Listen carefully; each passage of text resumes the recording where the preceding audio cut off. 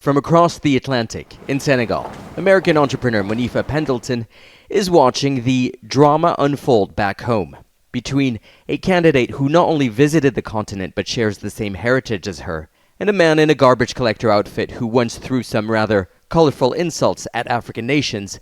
She says the choice is obvious. There will be nothing coming to Africa. They won't have an Africa policy. There's one thing to say, I have a perspective, as Kamala will have, about Africa, as the people that are around her that will help her shape and influence. But in a Trump world, there is no one thinking about Africa. They have an America first and only strategy.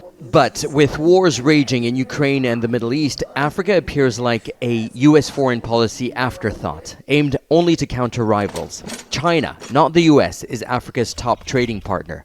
And in the fight against ISIS and Al-Qaeda, Sahel countries are breaking ties with the U.S. in favor of Russia. Following the 2023 military coup in Niger, demonstrators chanted, "Long live Russia," waving the West and the United States goodbye with Russian flags. Niger shut down a U.S. drone base and asked American servicemen to leave. Meanwhile, U.S. support for Israel has further strained ties with some African countries. The U.S. seems to be losing its diplomatic prestige as the bedrock of democracy.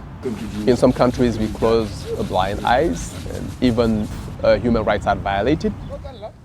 When it comes to U.S. foreign policy, many Africans feel an ocean divides what America says and what it delivers. Nicolas, Haque, Al Jazeera, Dakar. Make sure to subscribe to our channel to get the latest news from Al Jazeera.